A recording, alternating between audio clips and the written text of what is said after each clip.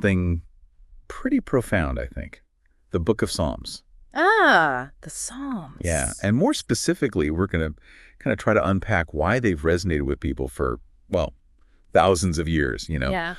What is it about these poems that just seems to speak across time and culture? And, I was looking over our source material for today, Okay. and it really zeroes in on this idea that the Psalms are, at their core, about expressing worship to God. Yeah, it's interesting, right? Yeah. What are your thoughts on that? Well, I think that's a really great starting point because, when we hear the word worship, we might immediately think of singing, maybe even in a church setting or something. But the Psalms show us that worship it's much broader than that. It's more like, I guess you could say, it's an entire way of relating to God. Okay. So it's not just about singing praises. It's about something more. Yeah. It's about recognizing God's attributes.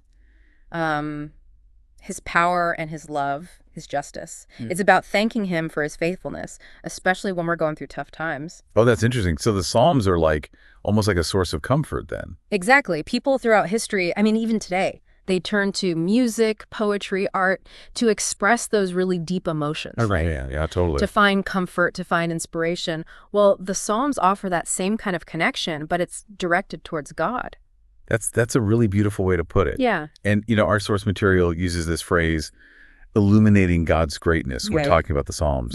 And I just love that. But what does that look like in practice? What are some examples in the songs where we see God's greatness just shining through? Oh, there's so many examples. I think Psalm 104 is a really great example. It talks about God wrapping himself in light as with a garment. Wow. Stretching out the heavens like a curtain. It's just this incredibly vivid, powerful imagery that really gives us a sense of God's majesty.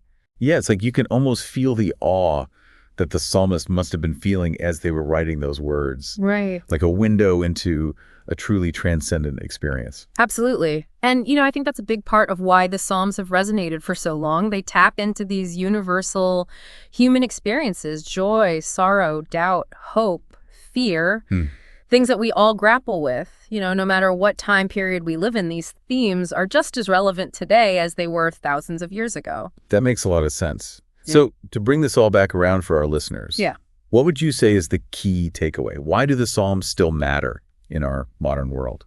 I think it's that the Psalms offer this incredible language for worship. It's ancient, but it's also timeless. They provide comfort, they challenge us, and they give us a way to connect with God that's, well, I don't know, it's just really powerful. That's so well said. And I think that's a perfect place to wrap up. But I do want to leave our listeners with a thought to chew on.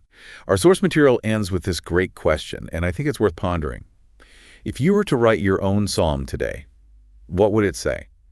How would you express your own experiences, your own joys and sorrows, your doubts, your hopes to God? That's a really great question. Yeah, so think about that, and we'll see you next time for another deep dive. See you then. Bye, everyone. Bye.